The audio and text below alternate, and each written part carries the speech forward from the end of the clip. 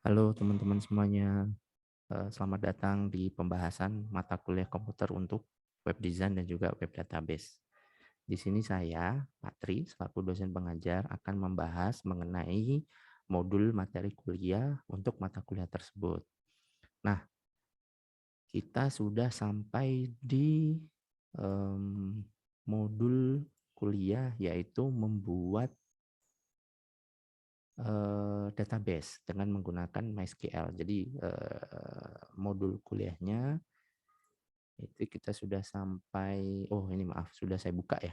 Nanti kalian coba cari modul materi kuliahnya di LMS. Saya sudah menyediakan di LMS. Di sini kalian tinggal cari ke, kita coba lihat di bawah. Nah ini dia, ada Introduction of MySQL. Cari saja di praktis modul 10 di sini. Kemudian ini ada informasi mengenai yang pertama, informasi mengenai materi di minggu ke-10 ini. Nah, di sini kita akan membahas mengenai MySQL. Kalian bisa baca dulu teorinya dari atas sampai mana nih?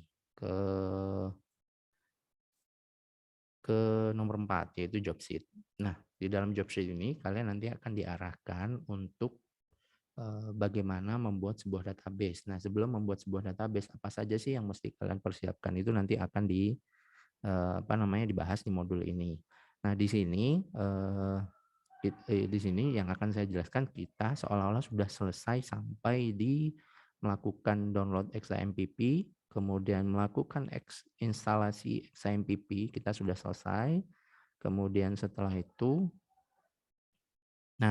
setelah menyelesaikan instalasi XAMPP, maka nanti di depan komputer kalian, di desktop kalian itu akan muncul yaitu XAMPP control berupa shortcut. Oke, kita mulai ya. Kita mulai sebentar.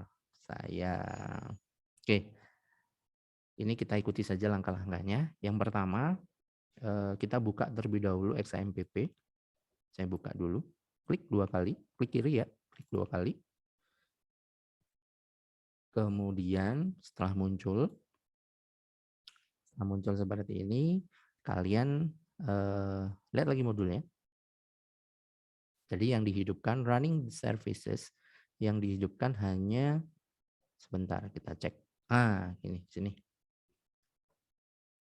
Yang dihidupkan hanya tombol Apache dan juga MySQL. Jadi kita buka XAMPP-nya di sini, kemudian setelah itu hidupkan tombol Apache di sini. Ada start button di sini untuk yang service Apache dan juga start button untuk yang service MySQL. Ini kita start satu persatu dulu, Apache dulu, pastikan bahwa dia sudah berwarna hijau, artinya service dari si Apache-nya berjalan dengan baik. Kemudian yang kedua, kalau misalkan sudah oke, start button, press the start. Jadi start button di sini kita tekan untuk menghidupkan service yang MySQL. Klik. Nah, di sini kalau misalkan sudah berjalan dengan baik servicenya, maka nanti akan dimunculkan dengan status warna hijau. Nah, apabila punya teman-teman sekalian ternyata masih berwarna merah atau tidak bisa dihidupkan kembali lagi bentuknya seperti ini, kembali lagi seperti ini, maka ada beberapa solusi sih sebenarnya. Solusi yang paling ampuh di antara banyaknya solusi yaitu teman-teman nanti tinggal reinstalling the software. Jadi silahkan melakukan instalasi ulang si software tersebut, si XAMPP-nya. Nah, memang ini rada tricky ya. Jadi untuk mendownload XAMPP itu kalian pastikan bahwa kalian download yang benar, yang sesuai dengan komputer kalian. Jadi kalau misalkan komputer kalian Windows-nya menggunakan Windows 64, maka silakan download yang Windows 64. Sedangkan kalau komputernya menggunakan Windows yang 32 bit, maka silakan download yang versi 32 bit, seperti itu. Oke, tadi sudah, ini saya start lagi ya berarti ya. Kemudian setelah itu langkah selanjutnya di sini diminta untuk membuka browser. to running php-myadmin on your computer. Jadi buka browser terlebih dahulu. Kebetulan di sini saya sudah menyiapkan browser dengan nama dengan nama Firefox. Saya menggunakan produk dari Mozilla. Ini kemudian kita buka satu tab saja di atas. Nah, ini dia. Kursor saya berada di atas. Kemudian ini kita ketikkan apa nih? Type this link into your browser URL. Jadi kita ketikkan dulu link ini ke dalam browsernya. Di sini http://localhost php-myadmin. Nah, untuk mengetikkannya boleh lengkap atau bisa juga nggak harus lengkap. Jadi kalian ketikkan localhost/php-myadmin. Ingat ini case sensitif, jadi kalian pastikan bahwa hurufnya semuanya huruf kecil ya. Oke, saya contohkan. Jadi localhost/php-myadmin. Nah, biasanya bagi teman-teman yang sudah pernah membuka php-myadmin, dia nanti muncul di bawah tuh. Muncul list-list yang sudah pernah diketikkan. Atau pada saat mengetikkan php-myadmin seperti ini akan dikasih sebuah sugesti bahwa apakah ini yang yang diketikkan. Kalau misalkan benar, tidak perlu mengetikkan sampai selesai, langsung tekan enter saja. Nah, seperti ini. Nah, ini tampilan dari php-myadmin. Kita lihat lagi di modulnya. Ini dia. Ini tampilannya. Ini tampilan dari screenshot komputer saya. Jadi, kalau di teman-teman yang baru melakukan instalasi, biasanya di sini itu tidak terlalu banyak, tidak terlalu ramai. Ini. Di sini biasanya tidak terlalu ramai. Ini beberapa database yang ada di komputer saya. Nah, jadi bagi teman-teman yang baru instalasi itu cuma ada beberapa saja, ada MySQL, ada apa lagi ya, ada information kalau nggak salah di sini, jadi tidak terlalu banyak. Nah, kemudian ini saya jelaskan sedikit sebelum kita pindah ke modulnya lagi. Kita sudah sampai sini ya, tapi saya jelaskan sedikit. Nah, di sini merupakan tampilan panel dari php-myadmin. Ini database kita berada di dalam php-myadmin. Jadi php-myadmin nanti akan mengkontak database kita. Jadi database itu merupakan tempat yang lain, merupakan tempat wadah untuk menyimpan data-data. Makanya disebutnya dengan database atau basis data. Jadi database-nya di tempat yang lain, cuman kita mengontrol database tersebut menggunakan tools. Tools untuk mengontrol database tersebut itu kita menggunakan php-myadmin. Loh, kalau misalkan bertanya, loh Pak, bagaimana kalau misalkan kita langsung kontrol database-nya saja tanpa menggunakan php-myadmin? Sebenarnya untuk langsung mengontrol database-nya itu bisa menggunakan command prompt. Nih saya contohkan ya command prompt-nya.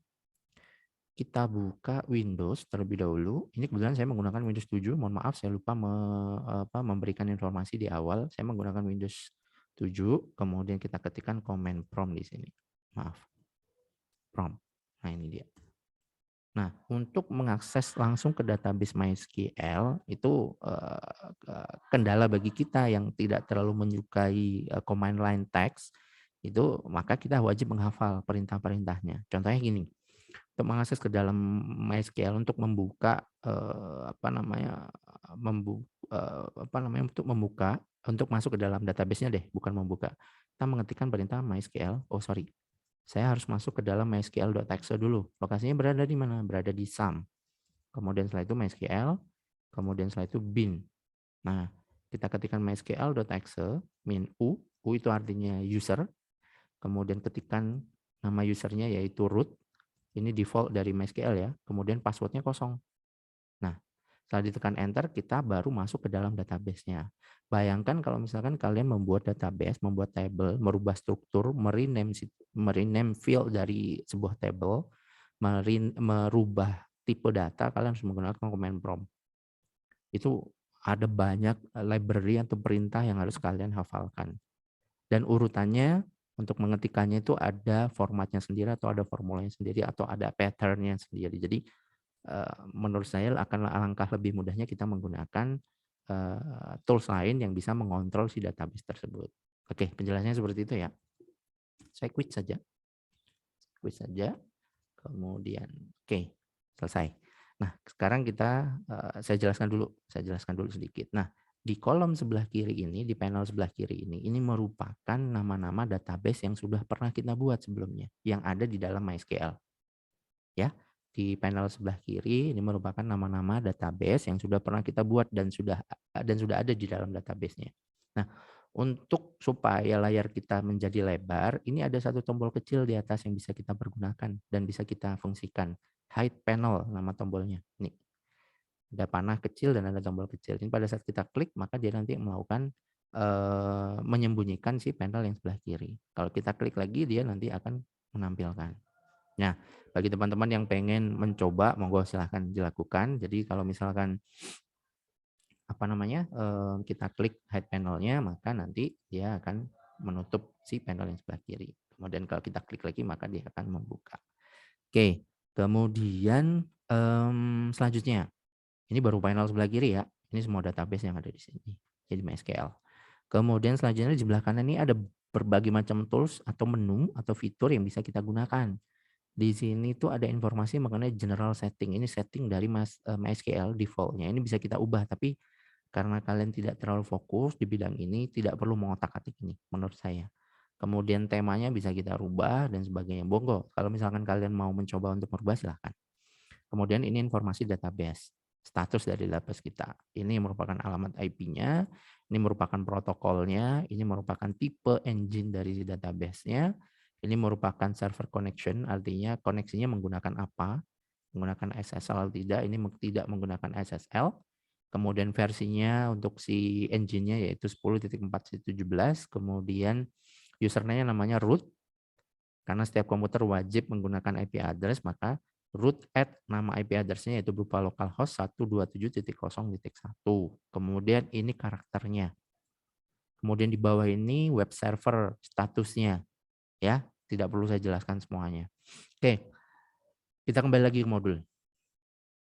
Oh ya, di atas, maaf. Sebelum kembali ke modul, di sini ada menu-menu lagi nih di atas nih. Di sini ada database, kemudian ada SQL, kemudian ada status, kemudian ada user accounts, kemudian ada export, ada import, setting, replication, kemudian variable, char set, engines, and plugin.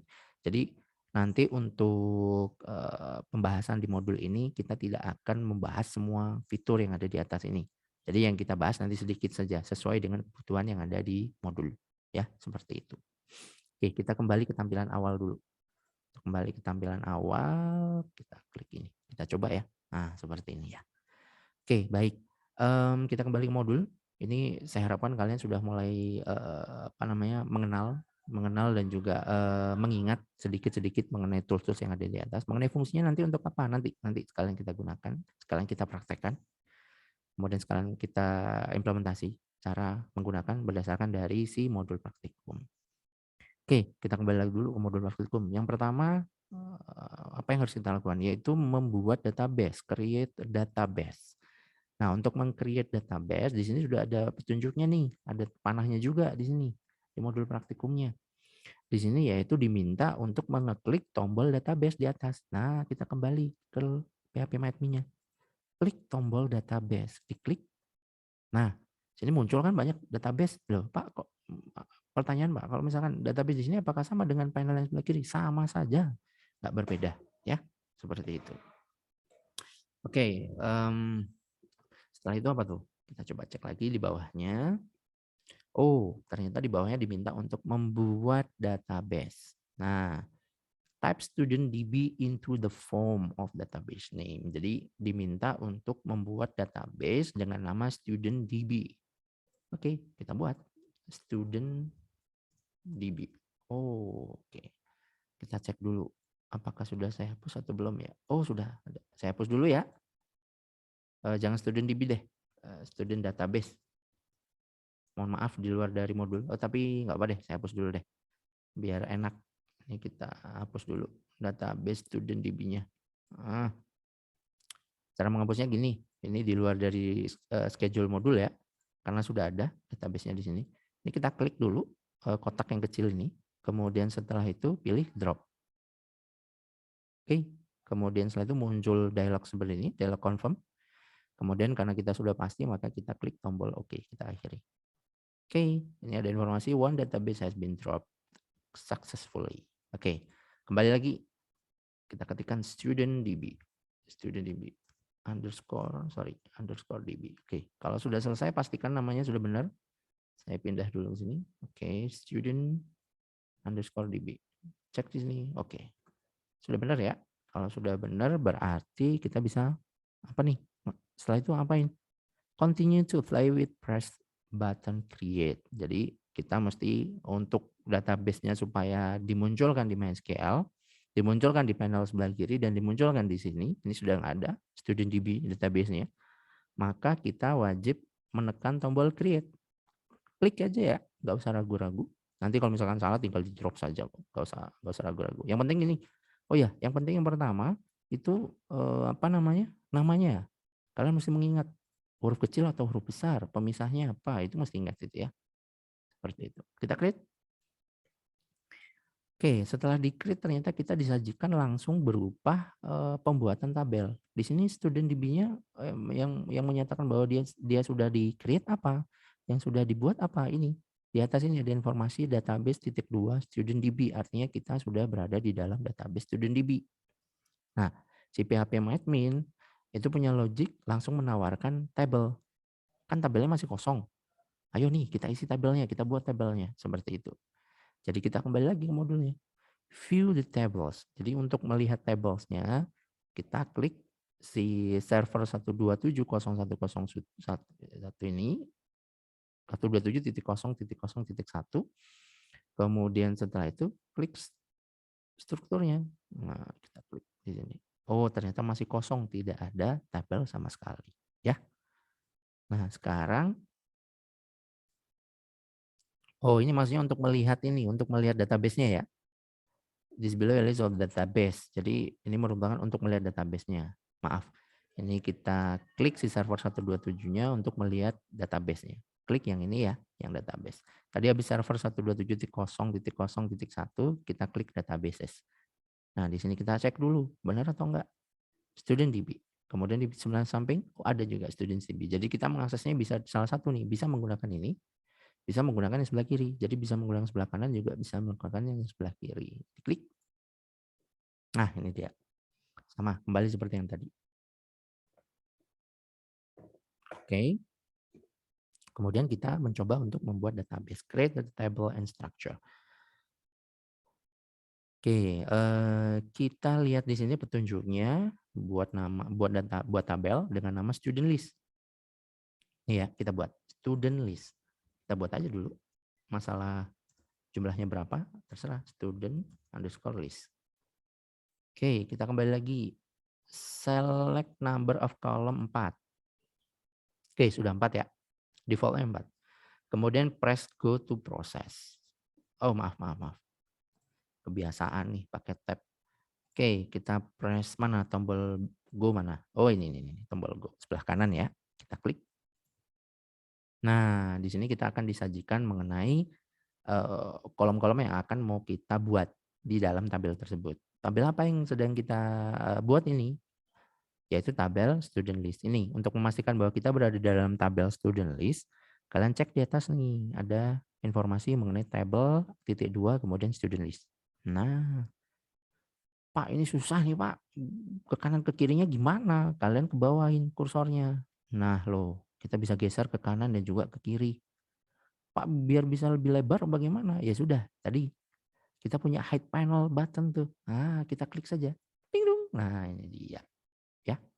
Atau kita kecilkan tampilannya. Nah, lumayan kan daripada yang tadi. Oke, sekarang kita pindah lagi ke modulnya. Di sini apa nih yang diminta dari struktur tabelnya? Yang pertama, ini ada sebuah table nih, informasi table. Ini ada berupa name, ada berupa type, ada berupa length, index, dan juga AI. AI itu artinya auto increment ya, auto increment. Di sini kita diminta untuk membuat satu, dua, tiga, empat. Ada empat kolom nih. Ada 4 kolom yang mesti kita buat dengan tipe data integer, varchar. Length-nya juga berbeda ya. Seperti itu. Kita ikuti aja permintaan dari si modulnya. ID, kita ketikkan ID dulu. Oh, di bawahnya udah ada contohnya nih, lebih gampang ternyata. Ternyata lebih gampang. Ini udah ada contohnya. Oke, ada ID number, name, dan juga gender. Oke, kita klik tombol di sini, kita isi ID. Kemudian di bawahnya apa? ID number. Kita belum set si tipe datanya, ID number. Lalu setelah itu kita pilih name. Di bawahnya lagi pilih name. Kemudian di bawahnya lagi kita ketikkan gender. Oke, sudah. Kemudian baru kita set tipenya, data tipenya atau tipe datanya. Sini ada integer, varchar. Oke. Integer sudah oke. Kemudian kita ketikkan varchar di sini, kita ganti varchar, ini juga varchar. And then di sini apa nih? Lengthnya ya atau value-nya ya. Kita buat 10, 50, 12. Paling gampang sih itu ngafalinya. 10, 5, sorry. Ini kita ganti 50, lalu yang terakhir yaitu 12. Oke, kembali lagi ke modulnya. Kita lihat di sini, index primary. Nah, kolom indeksnya itu primary. Kita cari kolom index. Where is the index column? Oh, ini ada index. Primary. We set the primary. Kemudian setelah itu, coba kita cek di modulnya. Kira-kira apa petunjuk selanjutnya. Oh, berarti tidak usah diotak-atik, dibiarkan saja. Apa fungsinya? Jadi sebenarnya gini, saya jelaskan sedikit ya, saya terangkan sedikit. Indeks itu merupakan, apalagi indeks primary, itu merupakan sebuah kolom yang nilainya tidak boleh sama, primary. Jadi nilainya tidak boleh sama. Jadi kalau misalkan nilainya sama, maka datanya nanti tidak bisa masuk. Diinformasikan sama MySQL-nya bahwa ada error tuh, ternyata nilainya sama dengan yang ada di dalam data. Jadi kalian wajib memasukkan nilai yang berbeda. Jadi seperti itu. Nah, di sini kita bisa pilih nih. Oh, tapi ternyata cuma satu saja. Nah, ini kita abaikan saja. Setelah kita abaikan, untuk melihat hasilnya kita klik tombol Go di bawah. Oke, statusnya untuk yang ID yaitu primary. Kemudian kita cek lagi, ada apa sih yang di atasnya? AI, auto increment, itu cek. Ini ada tombol, ada kotak nih. Ada checkbox namanya. Kita cek saja, klik. Nah, selesai. Kemudian apalagi? Oh, sudah tidak ada. Oke. Kalau sudah selesai, maaf. Kita lakukan selanjutnya? Press button save to process. Jadi kita simpan. Jadi kita simpan file yang sudah kita buat di dalam tabel student list. Kita save. Klik. Nah, ternyata kita diarahkan ke sebuah tampilan, yaitu informasi struktur tabel kolom-kolomnya yang sudah kita buat tadi. Ada ID number, ada name, dan juga ada gender. Untuk yang ID sifatnya primary key, ada macam kunci ya di sini ya, ada seperti bentuk kunci, icon kunci. Kemudian setelah itu di kolom ekstra dia muncul informasi berupa auto increment. Kita make sure dulu kira-kira sesuai atau enggak dengan yang diminta. Oke, ternyata sudah sesuai. Oke. Harusnya ini sudah benar nih. Oke, ini udah ada contohnya, harusnya udah benar. Well, kemudian setelah itu kita lanjutkan. Ini udah benar, berarti kita sudah membuat tabelnya. Pak, untuk melihat list tabelnya bagaimana? Nah, oke. Ini di luar dari di luar dari modul ya. Untuk melihat list tabelnya kalian klik, kalau tadi ingin melihat list database kalian klik yang server 127.0.0.1 untuk melihat tabelnya, maka kalian klik database-nya. Jadi kan tabel tersebut berada di dalam database ya. Kita klik nama database-nya yaitu database.2 student_db. Kita klik. Di dalam sini kita baru memiliki satu table saja dengan nama student list. Jadi kalau misalkan kalian ingin mencoba kembali dengan nama yang lain, tidak boleh nama yang sama ya. Tidak boleh nama yang sama jadi nama yang lain, maka kalian silahkan buat. Buat di mana? Di bawahnya ini. Nah, ini ada name, create table, ada name, kemudian silahkan masukkan seperti yang tadi. Number of columns-nya kalian mau berapa? 4K, 5K, 2K, bahkan 1. Kalau 0 nggak mungkin ya. Seperti itu. Oke. Kalau sudah kita kembali lagi ke student list. Kemudian yang diminta sama modul apa lagi tuh? Fill the form. Oh sorry, sebelum fill the form, di sini ada informasi mengenai insert data into table. Jadi table yang mau kita insert datanya, yang mau kita masukkan datanya, atau yang mau kita sisipkan datanya, yaitu berupa table student list. Oke, caranya bagaimana? Oh, klik tombol insert. Klik tombol insert. Sorry, ini kayaknya modulnya ada yang salah nih. Di sini kan yang dipilih yaitu structure. Harusnya dia insert. cari yang insert ya di atas ini. Maksudnya ini, cari tombol yang insert. Klik tombol insert. Oke. Kemudian kita akan disajikan sebuah form di sini. Kita masukkan saja informasi berupa yang pertama ID. Yang perlu kalian ingat, ID tidak perlu kita masukkan karena sudah auto increment. Jadi kalau auto increment nanti si database-nya atau si MySQL-nya nanti yang akan membuat nilainya supaya nilainya tidak duplicate. Nah, jadi kalau misalkan ada kalian membuat database, misalkan kalian belajar membuat database menggunakan PHP-MyAdmin, kemudian muncul error berupa duplicate key atau duplicate entry, seperti itu ada informasi berupa itu, maka dipastikan bahwa nilainya tersebut yang kalian masukkan, di kolom yang kalian masukkan itu berarti sudah ada datanya. So, kalian mesti cek nilai tersebut di dalam tabelnya, kira-kira sudah ada atau enggak. Kalau misalkan enggak ada, ya sudah, berarti harusnya bisa. Ya, seperti itu. Oke, kita lanjutkan dulu. Oh, di sini ada ini nih, ada informasi data yang harus kita inputkan. Di sini dikasih contoh 2 nih. Oke, kasih contoh 2. Kita ketikkan aja ya. Sembari kita belajar satu-satu. Kita belajar untuk mengetikkan data ke dalam table. ID number. Oh, sorry, ini kebiasaan saya sih. 204262, kita ketikkan dulu. 204262. Ini sebelumnya sudah pernah saya masukkan. 0035. 0035. Oke. Kemudian namanya siapa di bawahnya? Name Putri Nur Hidayah. Ini saya ambilkan dari random ya. Data mahasiswa yang random. Nur Hidayah. Nur Hidayah. Oke. Gendernya female. Oke, kita masukkan female. Right. And then di sini ada satu form lagi. Kalau misalkan kalau hanya ingin memasukkan cuma satu data saja, kalian bisa langsung akhiri dengan tombol go. Ini dia sebelah kanan bawah, langsung. Tapi kalau misalkan kalian ingin memasukkan lebih dari satu di sini, oh ada lagi ternyata di bawahnya, ya sudah, kita masukkan. Satu lagi nanti mengakhirinya bukan di go yang di sini, tapi yang di bawah, paling bawah. Ya, yang paling bawah ini. Jadi berbeda. Oke, kita ikuti modul dulu saja deh. Yang kedua yaitu ID number-nya 204262. Sama ternyata ya.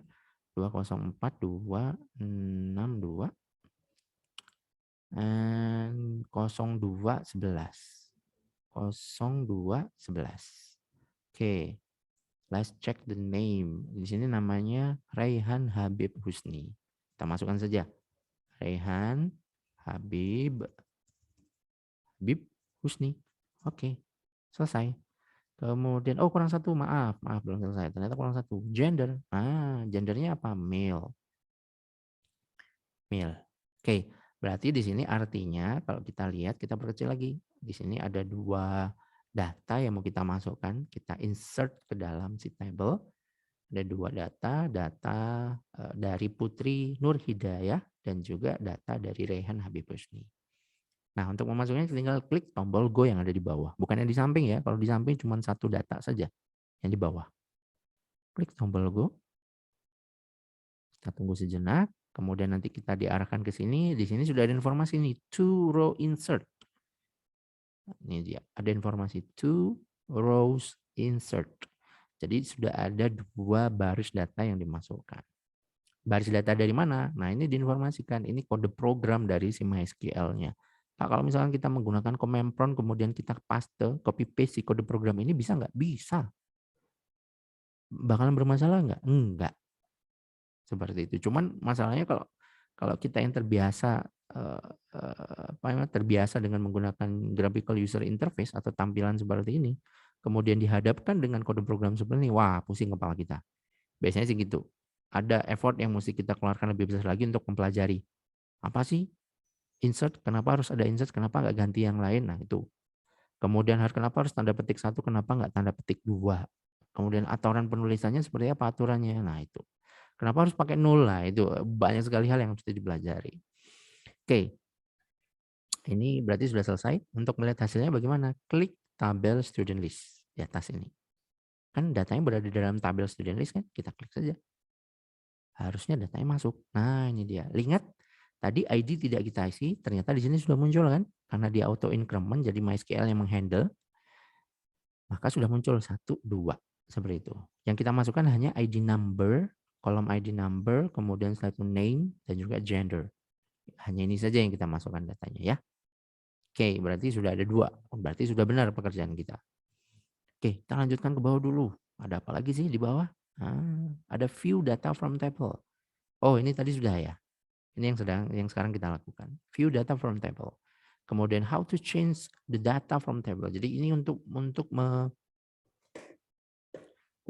merubah data. Untuk merubah data, isian data yang sudah kita masukkan ke dalam table. Tadi, sekarang kita mau rubah datanya nih. Bagaimana caranya? To change one of the list from the student list table, press edit. Jadi di sini ada tombol edit. Nah, ini dia. Kita coba cek. Di sini ada edit, ada copy. Aduh, maaf. Ada tombol delete. Nah, di sini dia. Kalau copy berarti dia duplicate ya ke bawah. Datanya duplicate, bukan ID-nya yang duplicate, tapi datanya yang duplicate. Kalau delete berarti menghapus, kemudian edit yang berarti melakukan perubahan data. Kita coba. Diminta punya siapa datanya? Putri Hidayah, Nur Hidayah.